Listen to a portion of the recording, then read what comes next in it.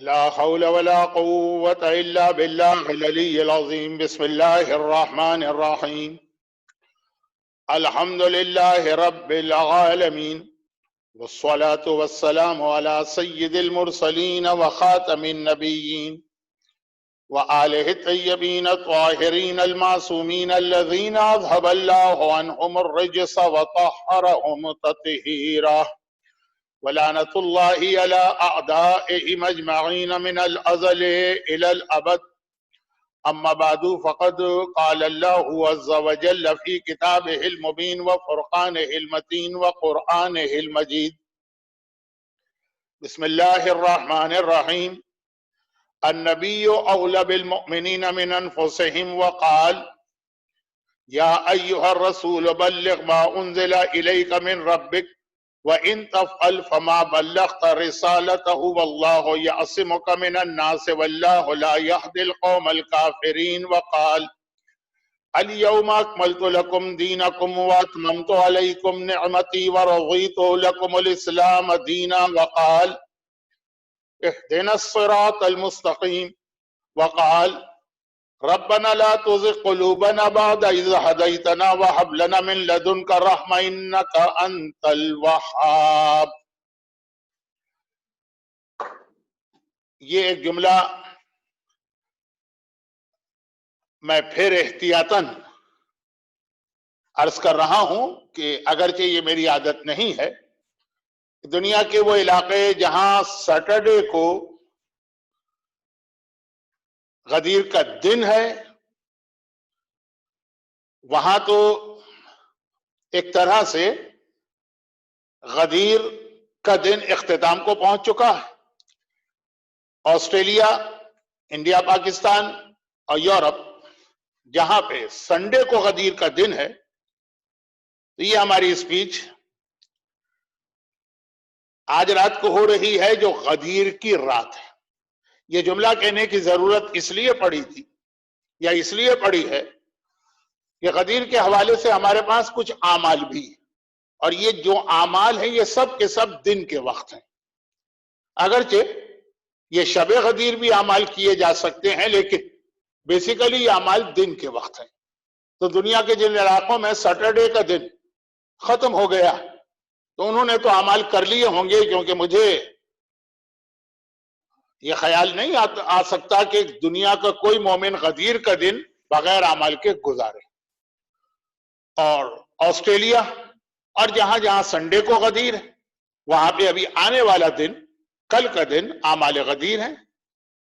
العصر Islamic centre میں حجت الاسلام شیخ ادریس الحسن صاحب ان اعمال کو انجام دیں گے۔ اس کے اعلانات وغیرہ آپ کو سب پوسٹر کے ذریعے سے مل رہے ہیں، کیونکہ ان اعمال میں ایک دو عمل اتنے اہم ہیں کہ جن کے حوالے سے مجھے اپنی اسپیچ میں بھی کوئی بات کرنا ہے، اس لیے میں نے اعمال کا مسئلہ شروع میں بیان کر دیا۔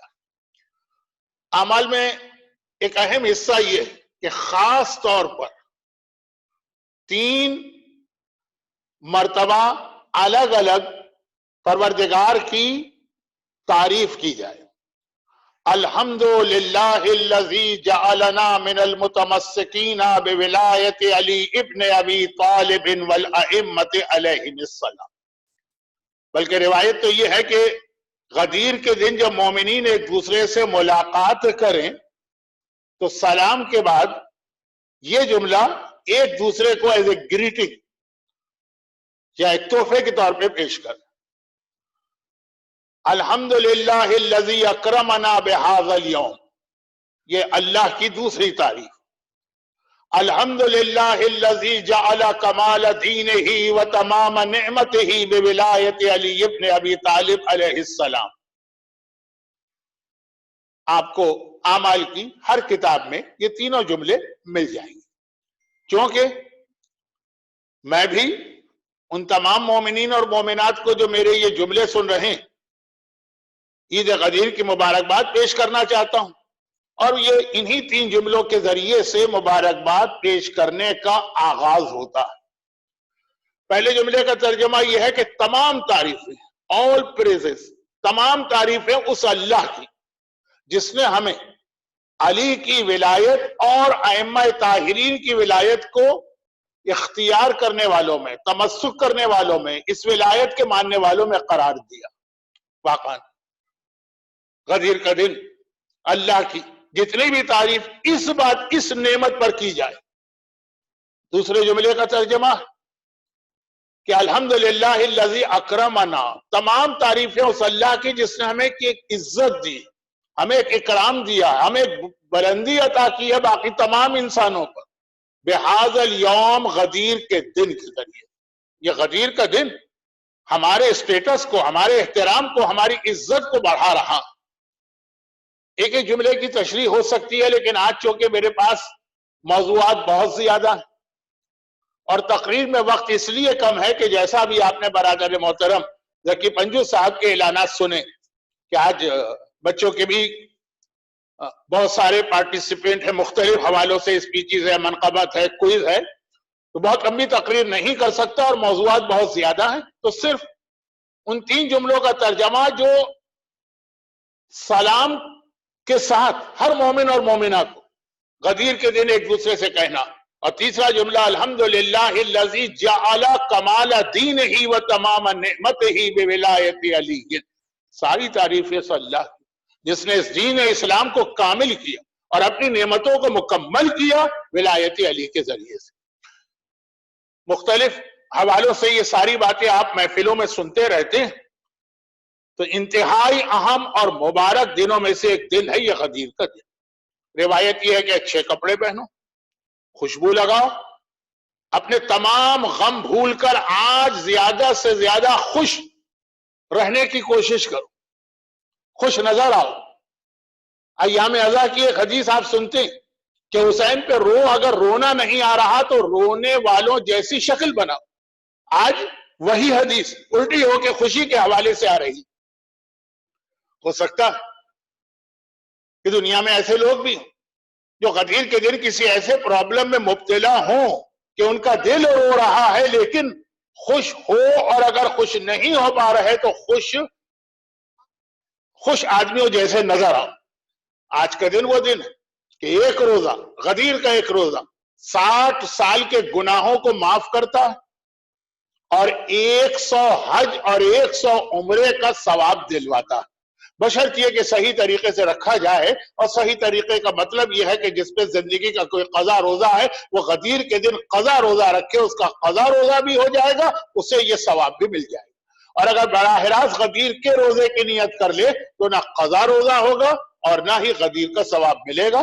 بہت ساری چیزیں میں چھیڑ رہا ہوں تو مجھے خود ڈر لگ رہا ہے کہ کوئی چیز بھی مکمل نہیں ہو پائے گی، تو اچھے کپڑے، خوش و خرم، خوشبو لگاؤ، غدیر کا روزہ رکھو، غسل کرو، پھر جو اعمال ہیں جس میں 2 رکعت نماز اس وقت پڑھنا ہے جب پیغمبر نے غدیر خم کے میدان میں علی کی ولایت کا اعلان کیا، اور دعائیں وہ تو پھر کل انشاءاللہ حجت الاسلام شیخ ادریس الحسن صاحب تفصیل سے بتائیں گے۔ لیکن کوئی خاص غدیر کے احکامات ایسے ہیں جس پر فی الحال ہم آسٹریلیا کی اس اسٹیٹ وکٹوریا پہ عمل نہیں کر پائیں گے کیونکہ ریسٹرکشنز کا اسٹیج 4 آ چکا، لیکن ہو سکتا ہے کہ یہاں سے باہر بھی کوئی بات سن رہا ہو۔ آج کے دن مومنین کرام کو کھانا کھلانے کا بہت زیادہ ثواب ہے۔ دیکھیں، کھانا کھلانے کی بات جب کہی جاتی ہے ذہن میں آتا ہے غریبوں کو، نہیں، غریب نہیں، چاہے وہ کتنا ہی صاحب حیثیت کیوں نہ ہو۔ یہ خود ایک بہت بڑی عبادت ہے، لیکن میں تفصیل میں نہیں جا رہا ہوں۔ مصافحہ کرنا وہ آج کل ممکن نہیں ہے ہمارے علاقے یعنی میلبرن اور وکٹوریا میں، یہ کورونا ڈیزیز کی وجہ سے، اور باقی اس کے علاوہ کچھ اور باتیں بھی ہیں جن کو میں اس وقت نظر انداز کر رہا ہوں۔ یہ دن کون سا ہے؟ ہر مومن جانتا ہے یہ دن وہ دن ہے جس دن حضرت آدم کی توبہ کو اللہ نے قبول کیا ہے، جو جنت سے نکلنے سے لے کر مسلسل رو رہے ہیں، مسلسل رو رہے ہیں، مسلسل رو رہے ہیں۔ آج ان کی توبہ مکہ مکرمہ میں قبول ہوتی ہے یا مسجد کوفہ میں تو چہرے پہ مسکراہٹ آتی ہے۔ دنیا کا پہلا انسان غدیر کے دن اس دنیا میں آ کے مسکرایا، حضرت آدم۔ آج کا دن وہ دن ہے کہ حضرت نوح کی کشتی جو طوفان کے درمیان ہے، لیکن آج جا کے وہ کوہ جودی پہ ٹھہری ہے، امن و امان اور سکون حاصل ہوا۔ بائبل کی بھی اسٹوری ہے اور مسلمانوں کے پاس بھی روایت ہے اور ساری دنیا میں اس پہ عمل ہوتا ہے کہ آج ہی کا دن تو وہ ہے کہ حضرت نوح نے یہ دیکھنے کے لیے کہ کیا امتحان پورا ہوا کہ نہیں، کشتی کا دروازہ کھولا، ایک ڈوب ایک فاختہ گئی اور درخت کی شاخ لے کے آئی ہے، اور پوری کشتی میں رہنے والوں میں سے ہر ایک کے چہرے پہ مسکراہٹ ہے۔ یہ 18 ذی الحجہ غدیر کی تاریخ۔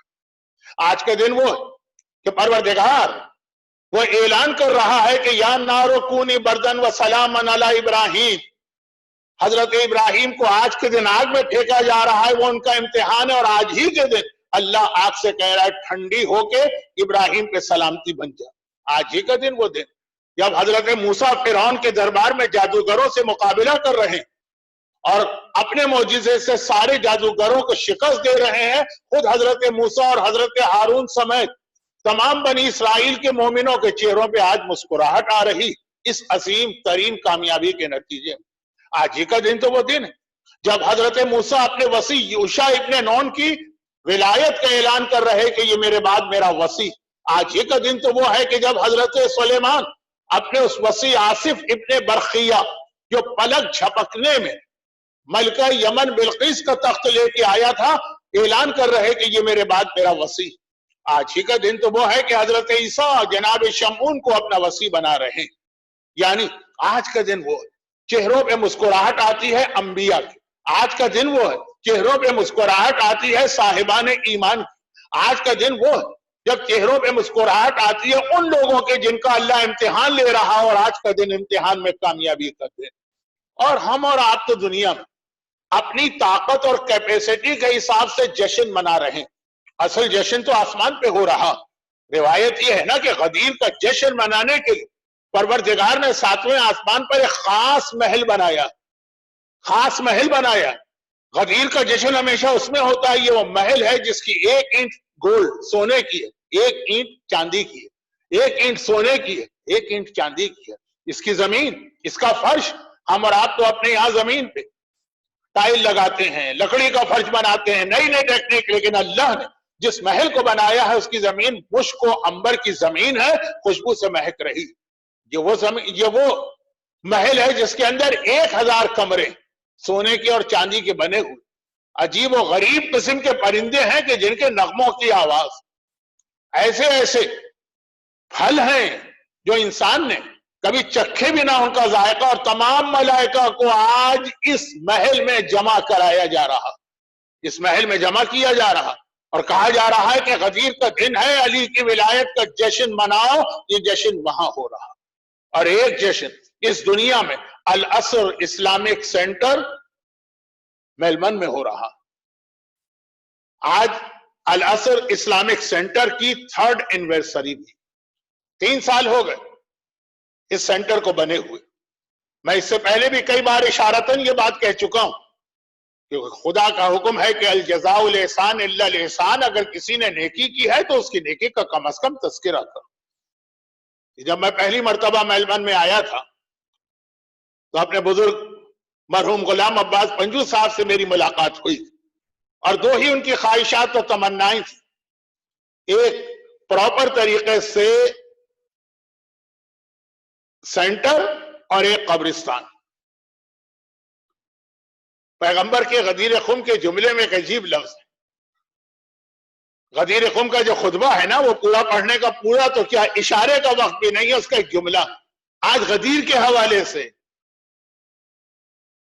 پیغمبر فرماتے ہیں تقوی، تقوی اختیار کرو، تقوی، اور موت کو یاد کرو اور قبر کو یاد کرو۔ یہ غدیر خم کا خطبہ ہے، یہ کسی کے زیارت کی یا سوئم کی یا چہلم کی مجلس نہیں۔ تو خیر خوشی کا موقع ہے تو اس اعتبار سے میں اس تفصیل میں نہیں جا رہا، لیکن مرحوم غلام عباس پنجو صاحب کی خواہش تھی، جیسا کہ فارسی کا محاورہ ہے کہ جب باپ کام پورا نہ کر سکے وہ بیٹا پورا کیا کرتا، اور جو ہمارے دین کا اصول ہے، جو کام ائمہ طاہرین کو کرنا تھا انہوں نے کیا، لیکن مکمل کرے گا ان کا بیٹا زمانے کا امام۔ مرحوم غلام عباس پنجو صاحب کا خواب ان کے بیٹے محترم ذکی پنجو صاحب نے پورا کیا۔ اور الاسر اسلامک سینٹر کی شکل میں اتنا بہترین ادارہ ہمارے اور آپ کے سامنے آیا، اور کسی بھی اسلامی عبادت کی قبولیت کی ایک پہچان بتا رہا ہوں. بہت ساری چیزیں کیونکہ آج کی تقریر میں یہ ساری مناسبتیں ہیں، یہ موضوع سے نہیں ہٹ رہا ہوں. اگر آپ ہیڈنگ دیکھیں گے آج کی تقریر کی تو یہ مناسبتیں ہیں. تو خلاصہ یہ کہ کسی بھی دینی اور مذہبی عمل کی قبولیت کی ایک پہچان بھی ہے، اور وہ پہچان یہ ہے کہ بلا وجہ دنیا والے تم سے حسد کرنے لگے. حسد خود دلیل اس بات کی ہوتی کہ کام اللہ کی بارگاہ میں قبول ہو رہا. ائمہ طاہرین کے ساتھ سب سے بڑا امتحان یہی تھا کہ دنیا ان سے حسد کر رہی. خیر، تو الاسر اسلامک سینٹر بنا، حسد کرنے والوں نے حسد کیا، خوش ہونے والوں نے دعائیں دی، دین اسلام کی محبت رکھنے والوں نے واقعاً اسے ایک نعمت سمجھا. اور پھر اب یہ خوشی کی بات ہے کہ اس کے بعد پھر اسی میلبرن کے اندر دوسرے سینٹر بننے جا رہے ہیں. ایک سلسلہ شروع ہو گیا. سینٹر ان معنوں میں کہ جو باقاعدہ پرپزلی بلڈ سینٹر، وہ سب سے پہلا کم از کم وکٹوریا کے اندر تو یہ الاسر اسلامک سینٹر. اور پھر یہ السابقون الاولون، قرآن کہتا ہے جو سب سے پہلے نیکی کا کام کرے اس کا رتبہ ہی کچھ اور ہوتا ہے. اس کے بعد ایک سلسلہ ہے اور انشاءاللہ یہ سلسلہ چلتا رہے گا. اب ایک سے ایک سینٹر ہمارے سامنے آتے رہیں. لیکن الاسر اسلامک سینٹر کی جو ایک سب سے بڑی خصوصیت مجھے پتا ہے کہ خود اس کے فاؤنڈر یا بانی ذکی پنجو صاحب اس کو پسند نہیں کریں گے، لیکن میں نہ ان کی وجہ سے یہاں پہ آ رہا ہوں نہ ان کی وجہ سے تقریر کر رہا ہوں. یہ تو اپنی ایک ذمہ داری سمجھ کر کے حل جزاء الاحسان الا الاحسان. اس کی ایک سب سے بڑی خصوصیت یہ ہے کہ جتنے بھی سینٹر بن رہے ہیں لوگوں کے ڈونیشن سے بنتے ہیں، خمس کے اجازوں سے بنتے ہیں. مراجع کرام اگرچہ اس کو پسند نہیں کرتے، یہ میں واضح کر دوں آج کل کے حالات میں کہ لوگ اپنی ذاتی ڈونیشن سے نہیں، امام ہی کے مال سے امام کی چیز بنا کر خود اس کا کریڈٹ لے جائیں، اس کو پسند نہیں کرتے مراجع. لیکن اس تفصیل کا آج موقع نہیں. انشاءاللہ چونکہ 10 دن کے بعد ایام اضحیٰ کا یہ پہلا عشرہ میں الاسر میں ہی پڑھوں گا.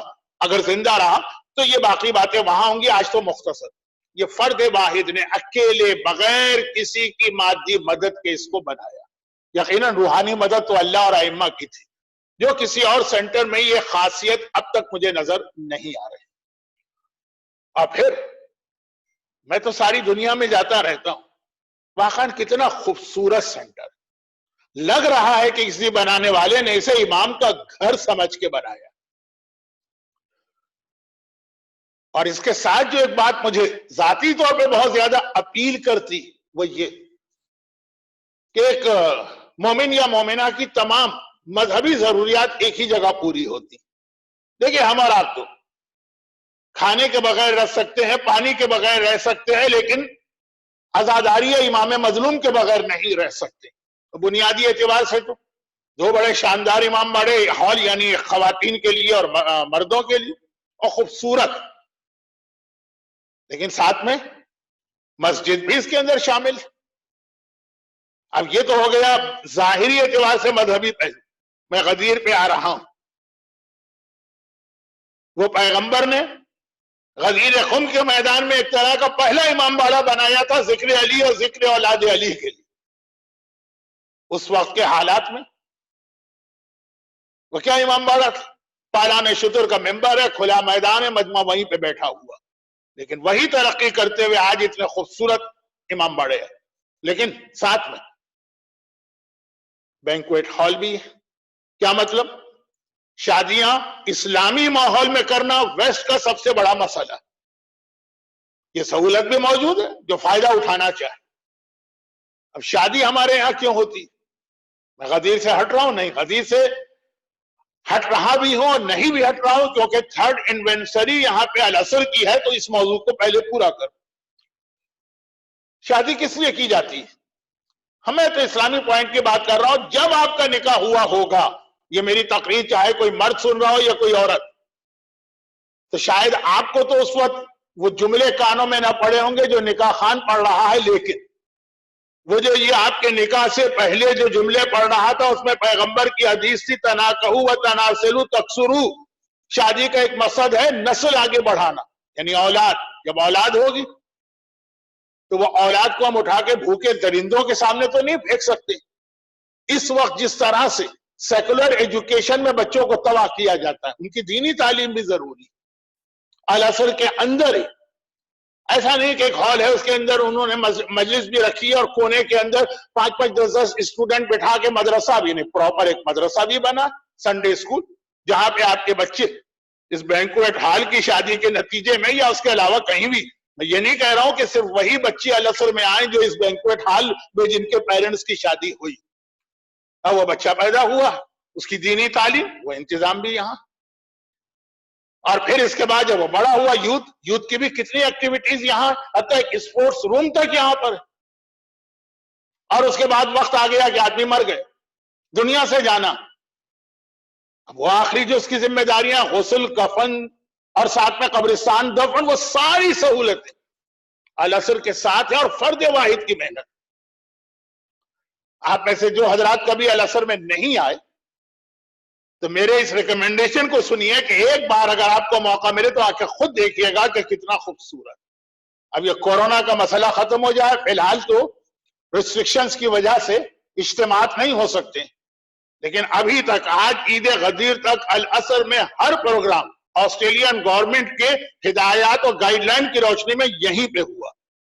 اور واقعاً جو مزہ مجھے اس ممبر پہ بیٹھ کے تقریر کرنے میں آتا ہے کہ میرے دائیں اور بائیں علم لگے ہیں، تبرکات رکھیں، وہ آج تک ابھی تک بھی اجازت نہیں کہہ سکتے کہ آگے چل کے ریسٹرکشنز کس سٹیج پہ جائیں. تو العصر میں تمام خصوصیات موجود اور ایک فرد واحد کی محنت. اور میں اکثر یہ کہتا ہوں، ایک جملہ میں کہتا ہوں، اچھا اب یہ امام باڑے بنیں گے، سلسلہ چلے گا، یہ دعائے فاطمہ زہرا، بفرق یہ ہے کہ شہزادی کی دعا پہ سب سے پہلے عمل کرنے والا کون ہے اور دل کی گہرائی سے. اور یہاں پہ میں یہ بات بھی عرض کر دوں کہ خالی اس میں محترم ذکی پنجو صاحب ہی نہیں ہے، ان کی پوری فیملی کا انوالومنٹ ہے، دل کے ساتھ. میرے پاس تو بہت سارے کیسز آتے رہتے ہیں دنیا بھر کے، شوہر دین کا کام کرتا ہے تو بیوی کمپلین لے کے آتی ہے کہ ذرا شوہر کو سمجھائیے، اور بیوی اگر دین کا کام کرتی ہے تو شوہر آ کے کہتا ہے کہ مولانا ذرا میری بیوی کو بتائیے کہ دین کا یہ مطلب بھی نہیں.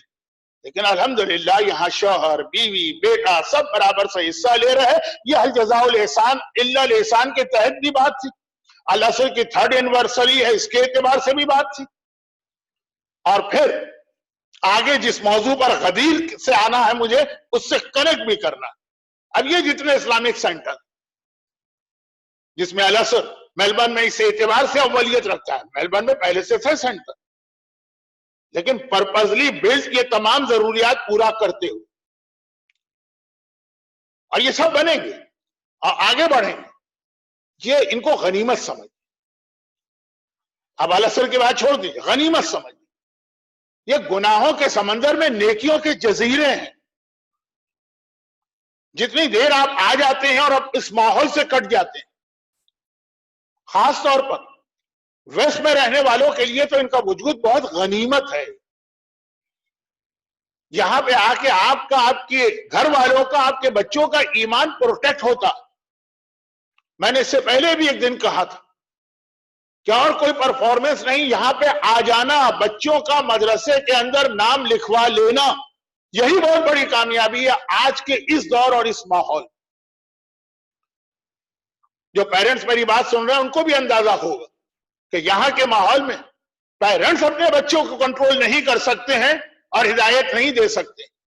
پھر بھی جو بچے آ رہے ہیں وہ بھی قابل تحسین ہے، اور یقیناً ان کے یہاں آنے میں ان کے بڑوں کا بہت بڑا حصہ ہوگا، وہ بھی قابل تحسین.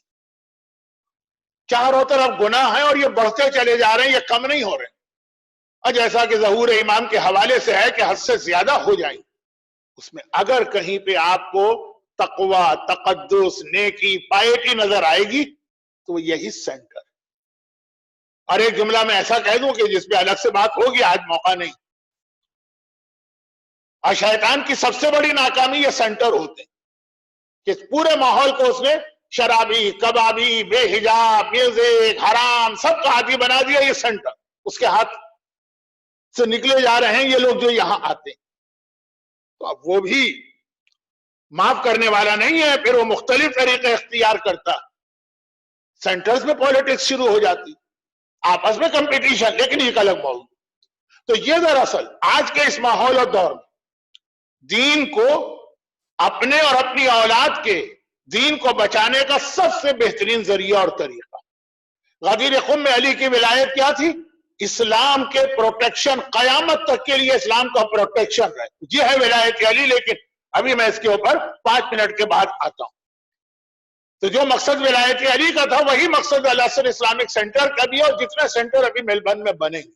آج تو چونکہ اس کی 3rd اینیورسری، غدیر ہی کے دن سے اس کا آغاز ہوا تھا، تو بار بار اس کا نام آیا، لیکن دین کی حفاظت۔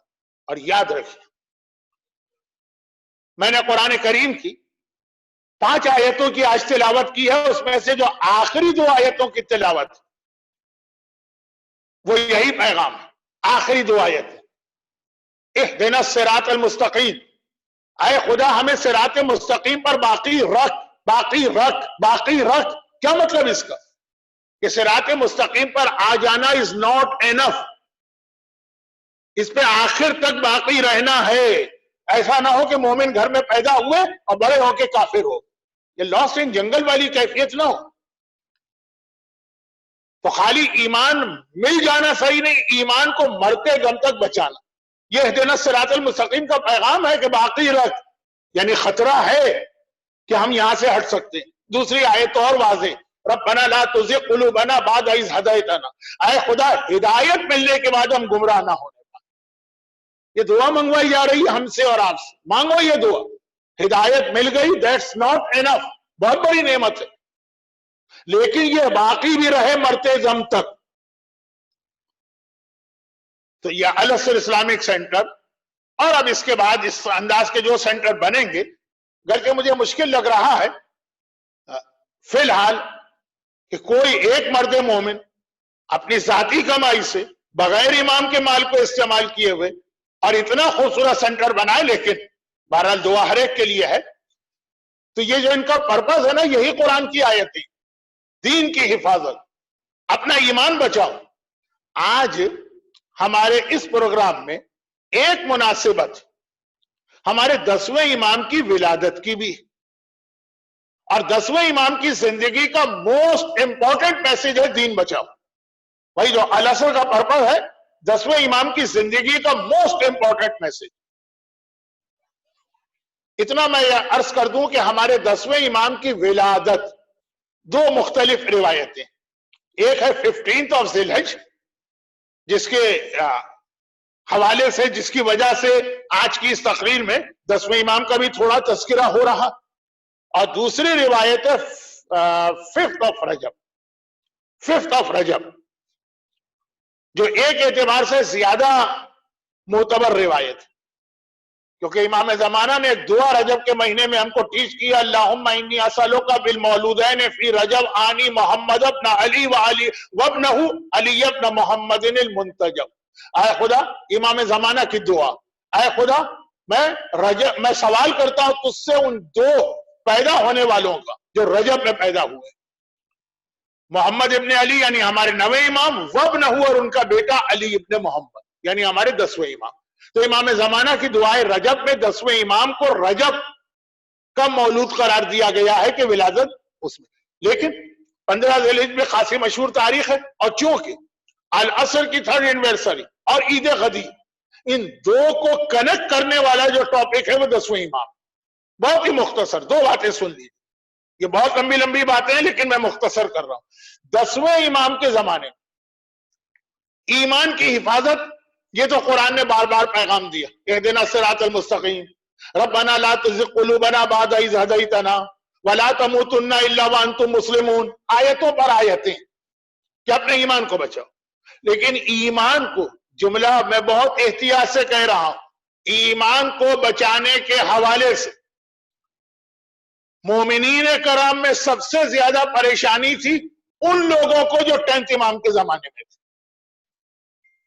مومنین، اور خود معصومین میں سب سے زیادہ پریشانی تھی رسول خدا کو۔ رسول خدا کی پریشانی کا سلوشن ہے غدیر، لیکن اس پہ تو میں ابھی 2 منٹ کے بعد جا رہا ہوں۔ مومنین بہت پریشان تھے، ہر دور میں مومن پریشان رہا ہے جب یہ اس کو میسج ملتا ہے کہ اپنے ایمان کو بچاؤ، مومن پیدا ہونا is not enough، وَلَا تَمُوتُنَّ إِلَّا وَأَنْتُمْ مُسْلِمُونَ، جب موت آئے اس وقت مسلمان ہو، یہ ہے کمال۔ گناہگار پیدا ہو کے مومن مرو، یہ ہے مومن کا واقعاً کمال۔ جیسے ہر مومن پیدا ہو کے کافر مرو، اس سے بڑی بدقسمتی کوئی نہیں ہے۔ تو ہر دور کا مومن پریشان ہوتا تھا کہ میرا ایمان بچے، لیکن سب سے زیادہ پریشانی، پھر میں ریپیٹ کر دوں، سب سے زیادہ پریشانی 10th امام کے زمانے کے مومن کو تھی۔ ریزن یہ ہے کہ اس سے پہلے جتنے ائمہ گزرے ان کے زمانے کا مومن ذرا سے سیٹسفیکشن اس کو ہوتا، 5ویں امام کا زمانہ ہے، اگر میرا ایمان ختم ہو گیا تو 5ویں کے بعد چھٹا ہے وہ بچا لے گا۔ 6ٹھے امام کے زمانے کا مومن ہے کہ بھائی میرا ایمان اگر معاشرے کی وجہ سے چلا گیا اور 6ٹھے بھی دنیا سے چلے گئے تو فکر نہ کرو، 7واں تو ہے نا بچانے والا۔ اور ہے بھی ہسٹری میں، پڑھیے کبھی ہسٹری یا کبھی مجھ سے سنیے ہسٹری کہ ہر امام کے بعد اس کے ماننے والے بہکے بہت سے پھر واپس آ گئے، کیوں؟ بعد والے امام کی وجہ سے۔ لیکن اب 10th امام کا مسئلہ تو یہ ہے اس زمانے کا جو مومن کہ یہ آخری امام ہے، ان کے بعد والا امام تو غیبت میں ہے۔ آپ کہیں گے 11ویں صرف 6 سال رہے، اور 6 سال بھی پرانے زمانے کا، نہ موبائل ہے، نہ انٹرنیٹ ہے، نہ خط ہے، نہ ڈاک ہے، نہ تار ہے، کانٹیکٹ ہی نہیں ہوتا۔ وہ 6 سال میں سے بھی 5.5 سال قید میں رہے۔ تو لوگوں کے سامنے، لوگوں سے مطلب یہ کہ باقی دنیا کو چھوڑے، شیعہ کے سامنے، مومن کے سامنے آخری امام 10ویں امام، اور ہر ایک پریشان ہے ہسٹری کو دیکھ کر اور قرآنی میسج کو سن کر۔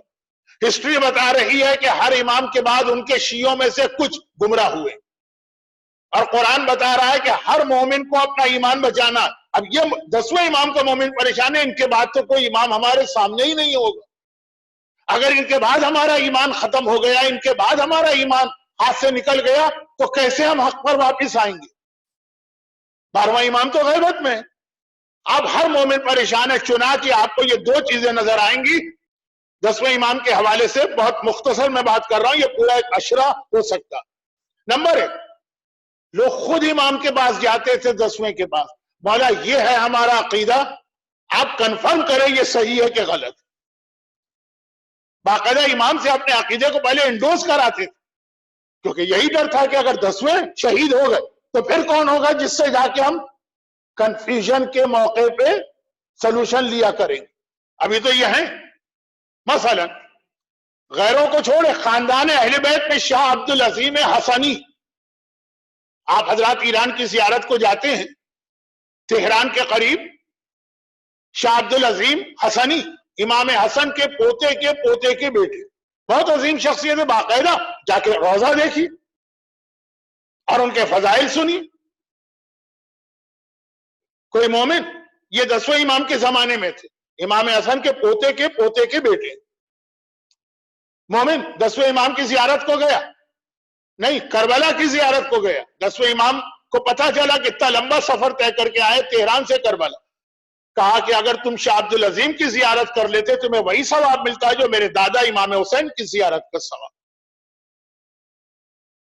کوئی مومن کوئی مسئلہ پوچھنے مدینے پہنچا 10ویں امام کے پاس، امام نے جواب تو دیا، کہا لیکن اتنا لمبا سفر طے کرنے کی ضرورت نہیں تھی، اپنے ہی شہر میں اگر تم عبدالعظیم سے مسئلہ پوچھ لیتے تو وہ کافی تھا۔ روایتیں تو بہت ہی وقت نہیں ہے میرے پاس، خود امام زادے اور بہت ہی کلوز خاندان اہل بیت کے، اور علم اتنا اور فضیلت اتنی، پھر بھی آتے ہیں 10ویں امام کے پاس، اور آنے کے بعد کہا کہ فرزند رسول میں اپنا پورا دین آپ کے سامنے پیش کر رہا ہوں، یہ بتا دیجئے کہیں اس میں کوئی خرابی تو نہیں۔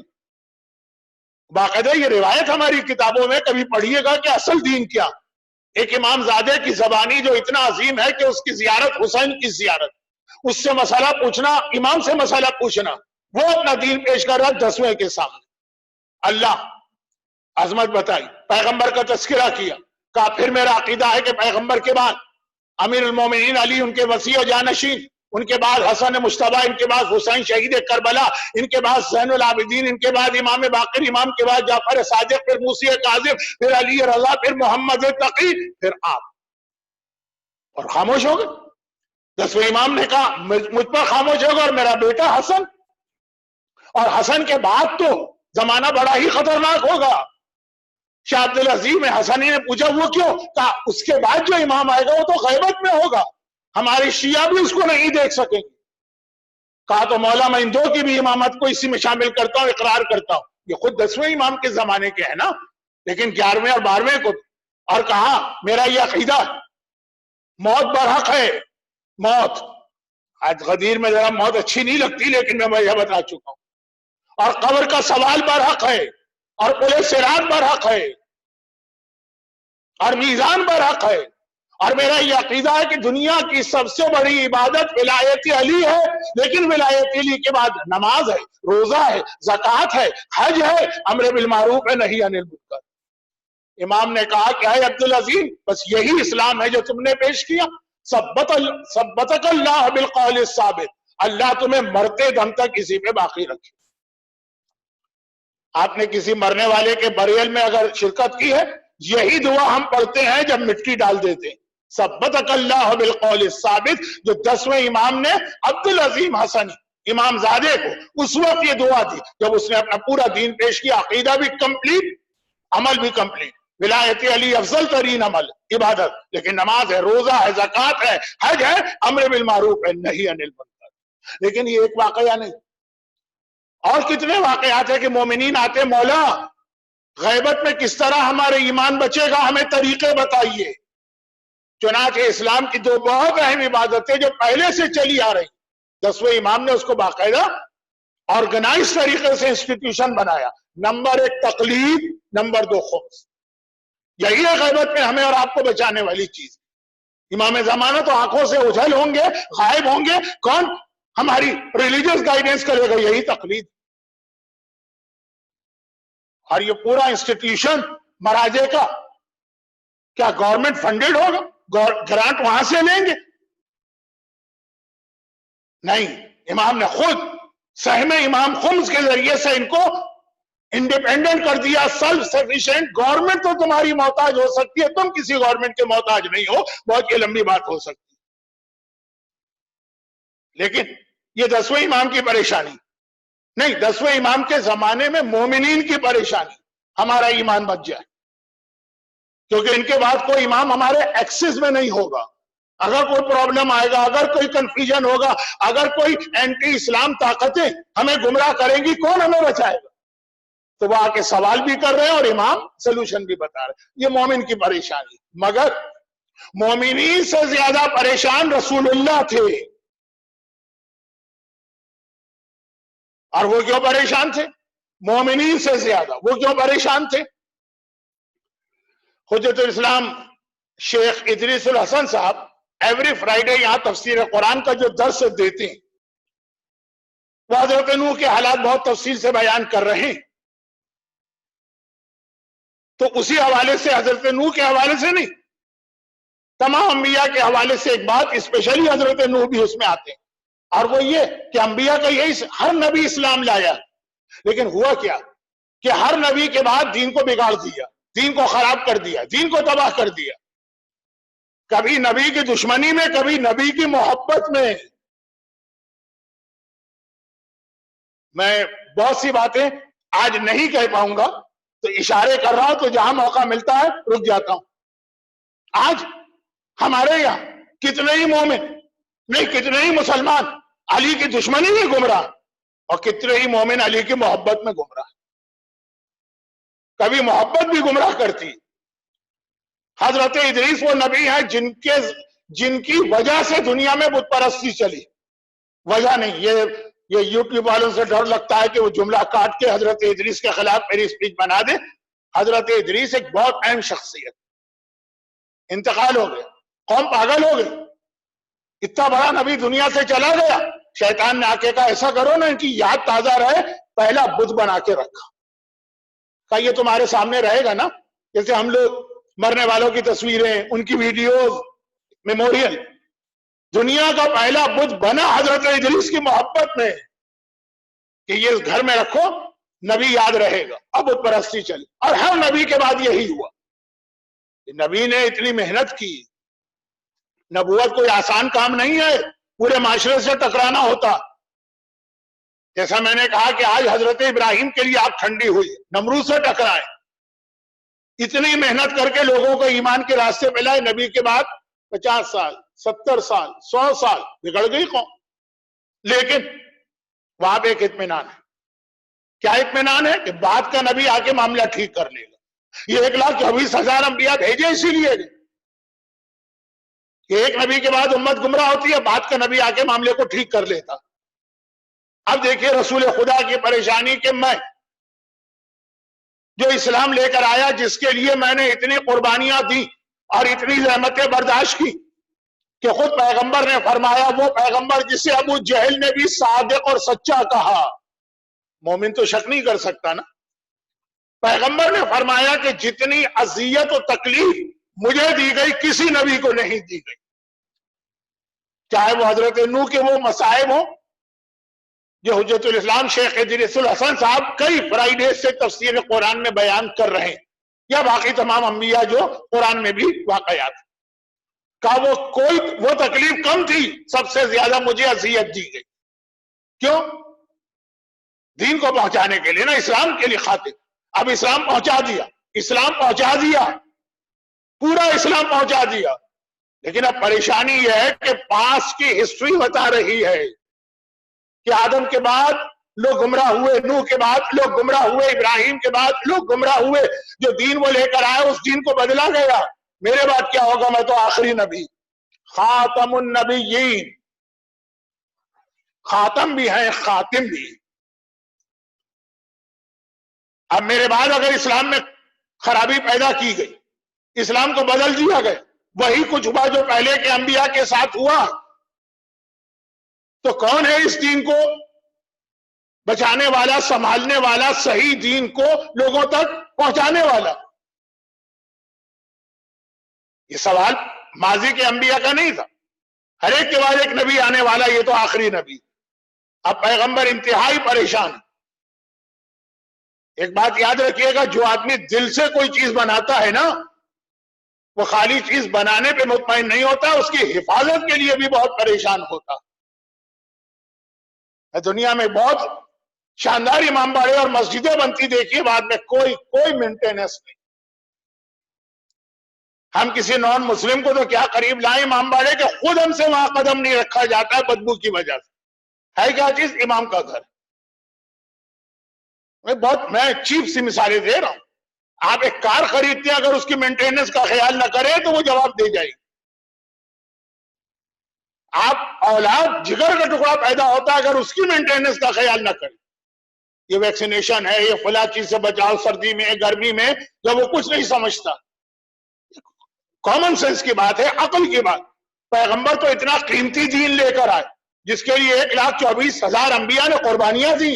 خود پیغمبر نے اتنے مسائب برداشت کیے، اور پاس کی ہسٹری بھی دیکھ رہے رسول. خیر ہمیں تو پتا ہے کہ رسول غیب کا علم رکھتے ہیں، لیکن جن کا یقین نہیں ہے ان کے لیے بات.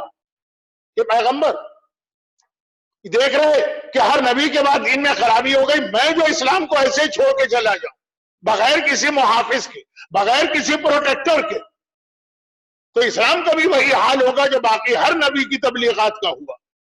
اور پیغمبر انتہا سے زیادہ پریشان. یہ پیغمبر کی پریشانی. پیغمبر نے خون جگر پلا کے اسلام کو بچایا، پیغمبر نے تکلیفیں اٹھا کے اسلام کو بچایا. جو درد پیغمبر کے دل میں اسلام کا ہے کسی کے دل میں نہیں. اب اس کی حفاظت. لیکن ساتھ میں یہ بھی دیکھ رہے ہیں کہ ابھی میری زندگی ہی میں وہ سلسلے شروع ہو گئے کہ اسلام کو تباہ کرو. اس وقت اگر میں نے کھل کے اسلام کی حفاظت کی بات کی تو ایسا نہ ہو کہ یہ دشمن بھی بالکل کھل کے سامنے آ جائے. اور عین اس موقع پر خدا کا ایک حکم آیا کہ اے حبیب، پورا اسلام تم نے پہنچا دیا، 2 چیزیں ابھی کم رہ گئی، باقی رہ گئی. اب یہ آخری 2 چیزیں بھی پہنچاؤ اور ہماری طرف آنے کی تیاری کرو. ایک حج اور ایک ولایت علی. پیغمبر نے دونوں کو ایک ہی سفر میں جمع کیا. حج بھی اسلام میں بہت اہم عبادت ہے اور ولایت بھی. حج بغیر امام زمانہ کے ہو نہیں سکتا. ٹائم نہیں ہے کہ میں ان دونوں کو کنیکٹ کروں. لیکن حکم آیا کہ اب یہ پورا اسلام امت کو دے دیا. دو چیزیں رہ گئی. اب یہ دو احکام بھی پہنچاؤ اور واپسی کی تیاری کرو. دونوں ایک ہی سفر. چنانچہ پیغمبر نے اپنی زندگی کا وہ آخری حج کیا. حج اس سال واجب ہوا تھا اور وہ حج تو کر لیا. اب پیغمبر سے مینا کے میدان میں مسجد خیف، جو لوگ جا چکے ہیں وہ مزہ لے رہے ہیں. وہاں جا کے حج مکمل ہوتا ہے نا. مینا کے میدان میں مسجد خیف میں پیغمبر کا خیمہ لگا. خدا نے کہا ہے حبیب، دو ذمہ داریاں دی تھی، ایک تو پوری کر لی حج، دوسری کہا کہ خدا بندہ مجھے اپنی جان کی تو پرواہ نہیں، لیکن یہ جو چاروں طرف سے دشمنوں نے گھیرے میں لیا ہوا، بہت مختصر کر رہا ہوں ورنہ یہ بہت انٹرسٹنگ روایت ہے. اور تھوڑی دیر یہ پیغمبر نے جواب دیا. حج مکمل ہوئی. حج کا لاسٹ جو ہوتا ہے مینا میں ایک مسجد ہے، مسجد خیف. روایت ہے کہ 70,000 انبیاء نے وہاں پہ نمازیں پڑھی ہیں. آج بھی وہ مسجد اس کے بالکل بیچ میں پیغمبر نے ڈیورنگ حج اسٹے کیا اور پھر حج مکمل ہوا واپس چلے. اور جبرائیل ایک مرتبہ یہ آیت لے کے نازل ہوئے، یا ایھا الرسول بلغ ما انزل الیک من ربک. اے رسول یہ جو حکم ایک آخری رہ گیا ہے تیرے رب کی جانب سے یہ بھی پہنچا.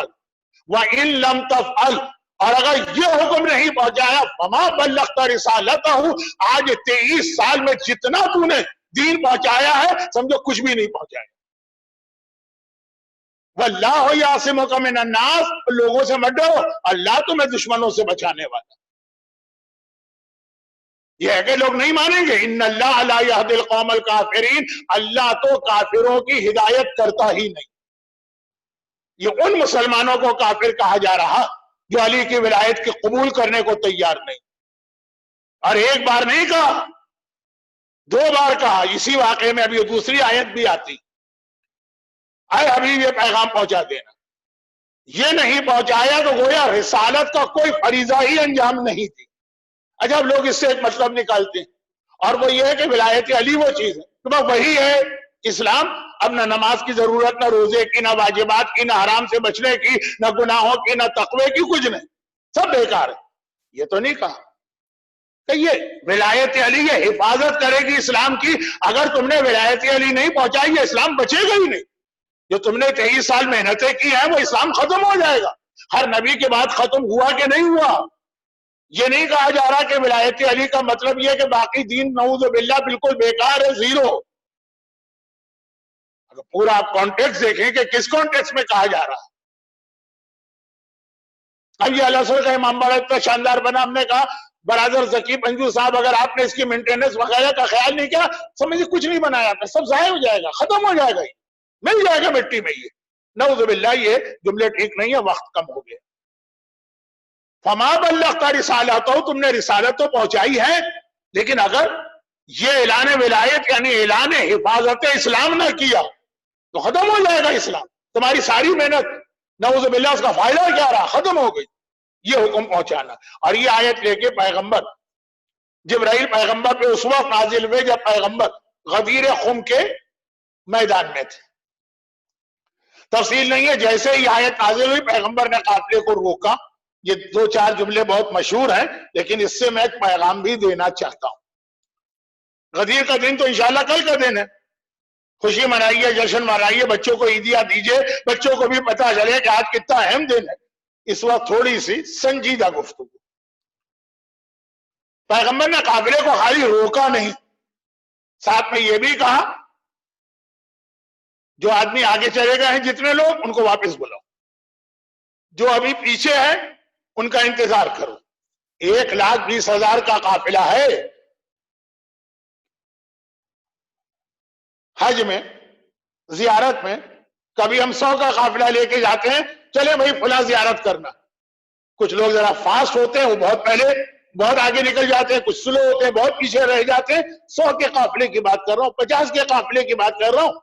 پھر ہم پہنچے وہاں پہ ٹھہر گئے آگے والوں کو اشارے سے بلایا, پیچھے والوں کا انتظار کیا, تو وہ تو 1,20,000 تھے.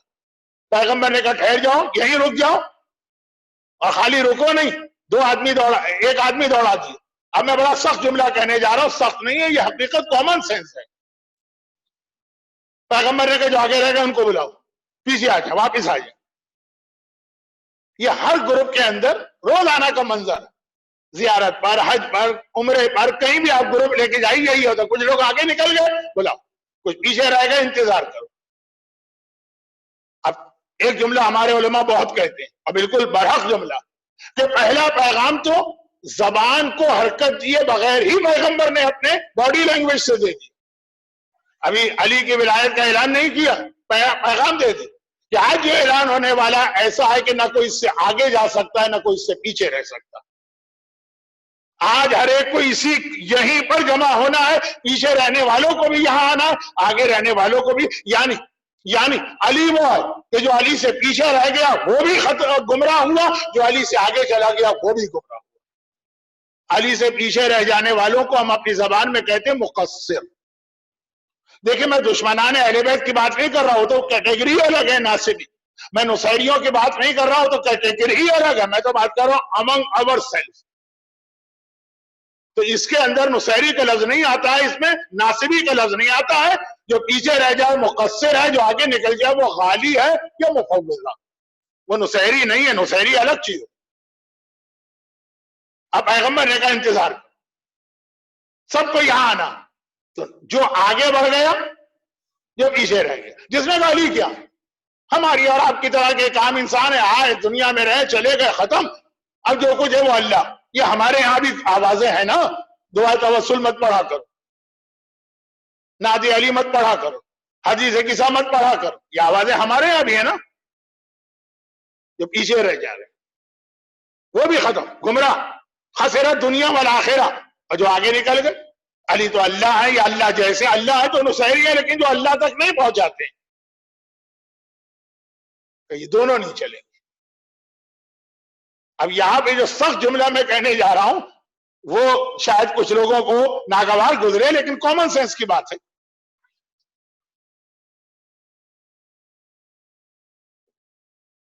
علی سے جو آگے نکل گئے اور جو علی سے پیچھے رہ گئے, پیچھے رہنے والا کہیں بھی آپ گروپ لے کے چلیں, آپ ایک جگہ پہنچ گئے, جو آگے نکل گئے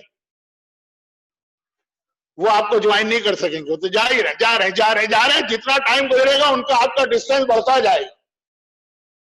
جو پیچھے رہ گئے ہیں وہ آپ کو جوائن کر لیں گے, بہت سلو صحیح, دیر میں صحیح پہنچ جائیں گے. اسی لیے روایتوں میں جتنی مذمت اور کنڈم غالیوں کو کیا گیا اتنا مقصر کو نہیں کیا گیا, جبکہ یہ بھی غلط ہے اور وہ بھی غلط ہے. اچھا میں اس وقت تفصیل میں نہیں جا رہا, اتنا خوشی کا موقع ہے. یہی بات ذرا سی آپ کے لیے بھاری بھرکم بن رہی ہے, کجا یہ کہ میں اور تفصیل میں جاؤں. غالباً رجال کشی میں ایک روایت, اور وہ یہ ہے کہ بہت ہی مختصر, مقصر اور غالی کا فرق پوچھا گیا معصوم سے, بہت مختصر, مگر کوئی لمبی چوڑی تفصیلی بحث نہیں, بہت ہی مختصر. کہ جو غالی ہوگا نا وہ اللہ کی عبادتیں چھوڑ دے گا, اور جو مقصر ہوگا اس کی پہچانے کی عبادتیں سب انجام دے گا. یہ پھر بھی ہم سے مل سکتا ہے, ختم بات. غالی کبھی نماز نہیں پڑھے گا بلکہ الٹا مذاق اڑائے گا. لیکن خیر یہ چھوڑیے, کہا کہ بس علی ذات, نہ ان سے پیچھے رہا نہ ان کے آگے. اور اس کے بعد پیغمبر نے پالان شکر کا ممبر بنایا اور اس کے اوپر تشریف لے لی اور میرے مولا کی ولایت کا اعلان کیا. لیکن پہلے ایک سوال کر کے, تاکہ پتا چلے کہ what is the meaning of ولایت. پہلے ایک سوال کیا, الست بکم من انفسکم اولا, الست بکم اولا من انفسکم, کیا تمہارے اوپر میرا اختیار تم سے زیادہ نہیں ہے؟ مجمع نے کہا بلا یا رسول اللہ, یقیناً. کہا بس من کن تو مولا فہذا علی مولا, جس کے اوپر میرا اختیار اس سے زیادہ, جس کا میں مولا ہوں اس کا یہ علی مولا. ہاتھوں میں اٹھا کے کہا, اور اتنا اٹھایا کہ روایت یہ ہے کہ پیغمبر کے بغلوں کی سفیدی نظر آ گئی، تمام روایتیں اس پہ متفق۔ جب اتنا اٹھائیں گے تو پیغمبر چھپ گئے، علی سامنے آ گئے، پیغمبر نے بتایا کہ بس یہ یاد رکھو جب چہرہ رسالت چھپ جائے تو اب تمہاری ساری توجہ چہرہ امامت و علی کی طرف ہو۔ جہاں آفتاب رسالت غروب ہوتا نظر آئے وہاں مہتاب امامت یا قمر امامت کی تمہاری ذمہ داری، یعنی زبان سے بھی کہا اور اپنے عمل سے بھی دکھا دیا۔ یہی دو چیزیں تو ہے نا کہ پیچھے بہت پیچھے مجمع میں بیٹھنے والا اگر کہے میں نے سنا نہیں تھا تو دیکھا تو تھا نا، کہ علی اس کا نام ہے کہ جب رسول کا چہرہ چھپ جائے تو پھر علی کی جانب توجہ کرنا پڑتا۔ اور پھر پیغمبر نے ایک مرتبہ، بہت ہی مختصر دو باتیں کہہ رہا ہوں اور پھر آج کی تقریر ختم کرتا ہوں، جو ویسے مختصر ہونا تھی لیکن پھر بھی 55 منٹ تو ہو گئے۔ دو بہت عجیب باتیں ہمارے سامنے آئی۔ پھر پیغمبر نے ایک خیمہ لگایا اپنے لیے، خود اکیلے وہاں جا کے بیٹھے، ایک خیمہ لگایا مولا کے لیے، اور ہر مسلمان کو حکم دیا کہ علی کے ہاتھ پر بیعت کرے۔ 3 دن بیعت کا سلسلہ جاری رہا، اس میں کوئی گیپ نہیں ہوا۔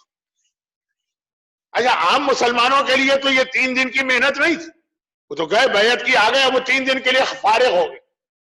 رسول اور علی بیٹھے ہوئے 3 دن، کوئی اس میں وقفہ نہیں دیا سوائے نمازوں کے وقفے۔ جہاں کوئی نماز کا وقت آتا ہے بیعت رک جاتی۔ 1,20,000 میں سے ہر ایک کو جا کے علی کے ہاتھ پر ایک ایک کر کے بیعت کرنا ہے۔ کوئی کنفیوژن نہ ہے، کوئی یہ نہ کہے بعد میں کہ میں نے تو بیعت کی نہیں تھی۔ ایک ایک الگ الگ جائے، مگر علی کی بیعت جو کائنات کی سب سے بڑی عبادت ہے، نیکی ہے، وہ بھی روک دی جاتی ہے جب وقت نماز آتا۔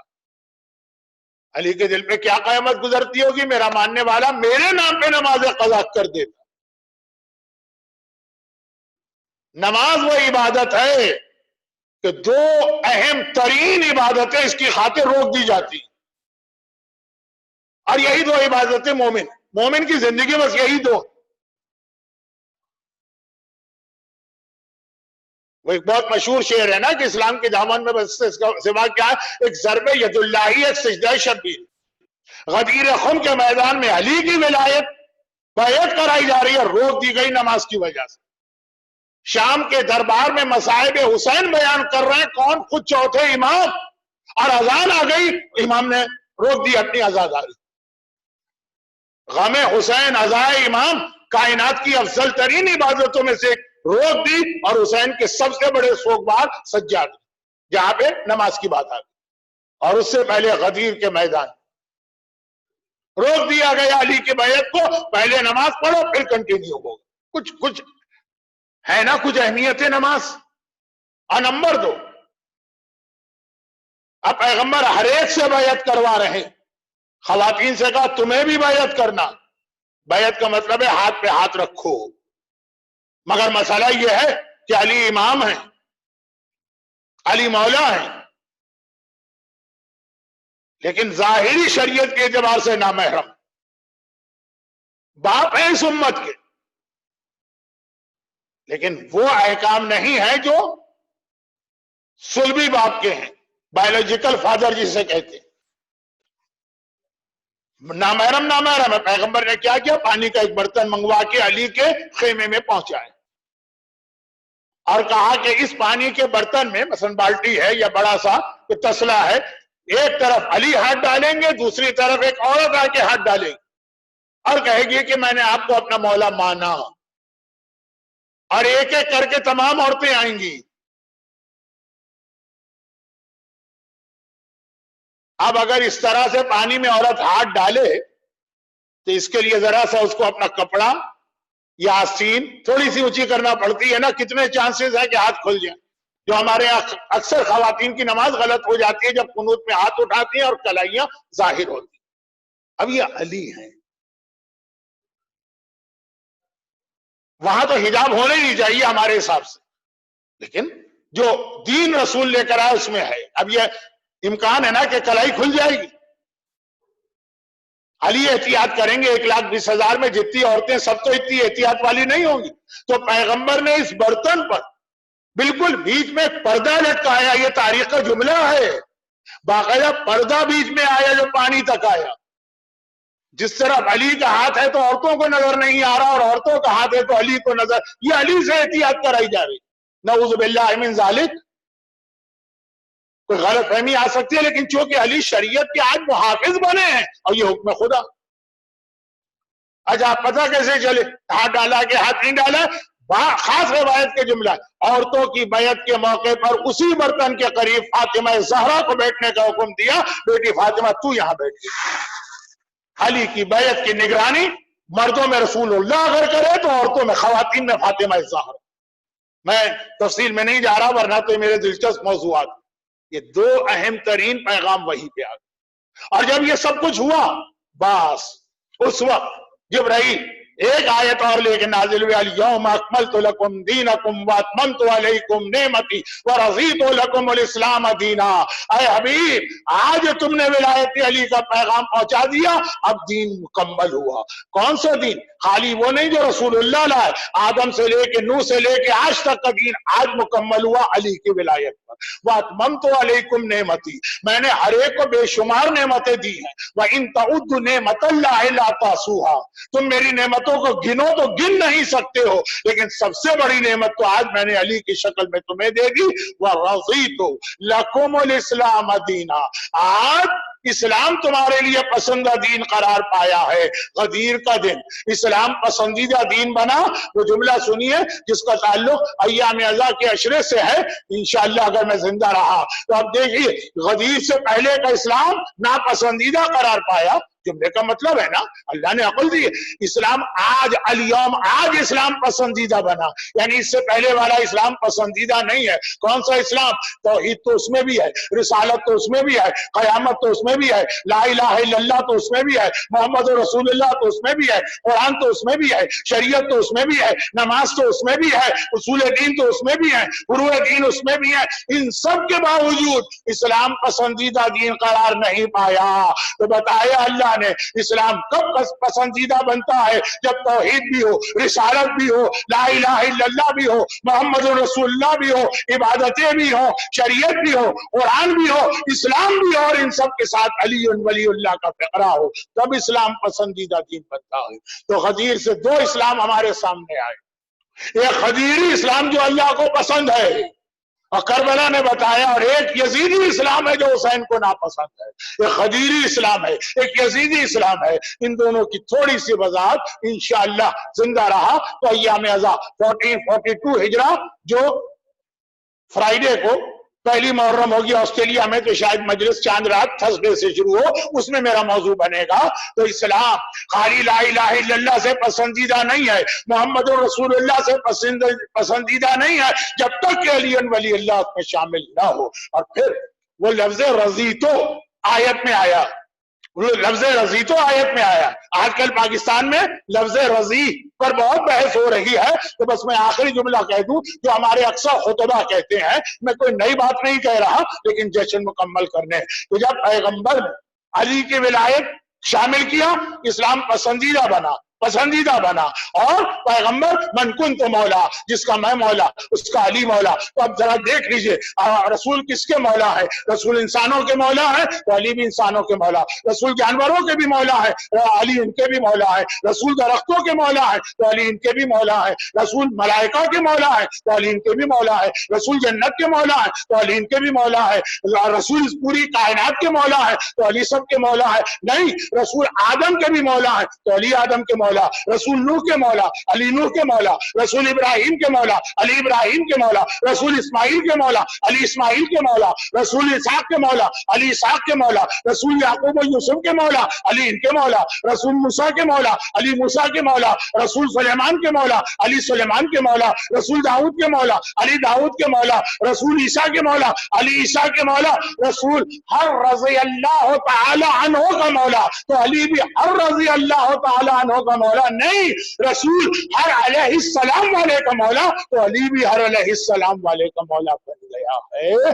اور اب اس کی حقیقی تصویر آپ کو نظر آئے گی جب علیہ السلام کا نبی عیسیٰ آئے گا اور علی کے بیٹے امام زمانہ کے پیچھے نماز پڑھے گا تو آج غدیر خم کی خوشی میں ہم نے علی کی ولایت کو سنا، اب امام زمانہ ان کا انتظار ہے تاکہ علی کی ولایت کو دیکھیں۔ پروردگارا تیرا لاکھ لاکھ شکر و احسان کہ تو نے ہم جیسے گناہگار اور حقیر انسانوں کو اتنی عزت عطا کی، اتنا بڑا رتبہ دیا کہ آج ملائکہ بھی ہم پہ رش کر رہے ہیں صرف ولایت علی کی نعمت کے ذریعے سے۔ پروردگارا ہمیں مرتے دم تک ولایت علی سے تمسک برقرار رکھنے کی توفیق عطا فرما۔ علی کے چاہنے والوں کو غم حسین کے سوا دنیا اور آخرت کے ہر غم اور ہر پریشانی سے محفوظ فرما۔ خداوندہ اس وقت یہ کورونا کی بیماری دنیا بھر کے انسانوں کو پریشان کیے ہوئے ہے، تجھے میرے مولا کی مشکل کشائی کا واسطہ، علی کے ماننے والوں نہ ماننے والوں، علی تو سب کے مشکل کشا ہے، خدا بندہ مشکل کشائی فرما، اس پریشانی سے ہمیں محفوظ فرما۔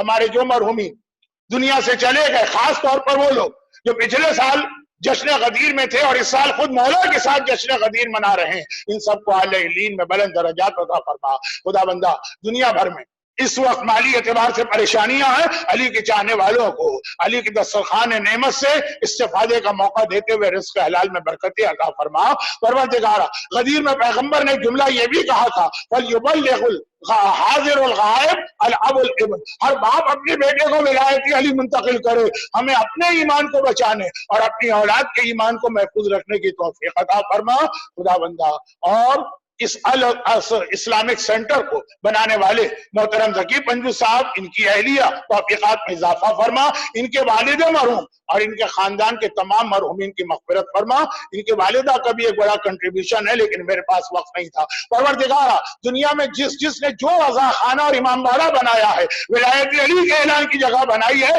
خداوند ہم سب کی توفیقات میں اضافہ فرما اور ان تمام رضا خانوں کی برکت، شان و شوکت، رونق اور ولایت علی کو ہماری آنکھوں سے دکھانے کے لیے اپنے آخری حجت وارث معصومین فرزند علی ابن ابی طالب امام زمانہ کے ظہور میں تعجیل بھی فرما اور ہمیں غیبت میں اپنی ذمہ داریاں ادا کر کے بعد ظہور امام کی فوج کا سپاہی بننے کی توفیق عطا فرما۔ ربنا تقبل منا انک انت السمیع العلیم۔ تمام مومنین تمام مومنات کو یہ عید غدیر انتہائی مبارک، اور آپ تو کیا خوش ہوں گے جو شہزادی فاطمہ زہرا کی خوشی ہے، جو اللہ کے رسول کی خوشی ہے، اس خوشی کی وجہ سے اللہ آپ کو دنیا اور آخرت کی ساری برکتیں دے گا۔ اچھا نہیں تو ان کا تذکرہ کریں۔ اچھا اب آپ نے میری تقریر تو سن لی،